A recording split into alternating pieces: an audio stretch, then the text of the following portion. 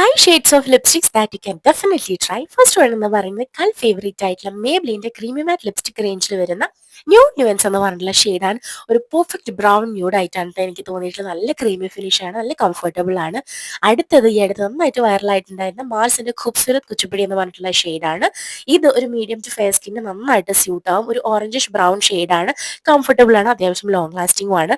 നിങ്ങൾ red lipstick ഇഷ്ടപ്പെടുന്നവരാണെങ്കിൽ നിങ്ങൾക്ക് തീർച്ചയായിട്ടും ട്രൈ ചെയ്ത് നോക്കുന്ന വളരെ കംഫർട്ടബിൾ ആയിട്ടുള്ള മേവ്ലിന്റെ അൾട്ടിമേറ്റ് ലിപ്സ്റ്റിക് റേഞ്ചിൽ വരുന്ന ഷെയ്ഡാണ് ഇത്. മോർ റെസ്റ്റ് എന്നാണ് ഷെയ്ഡിന്റെ പേര്.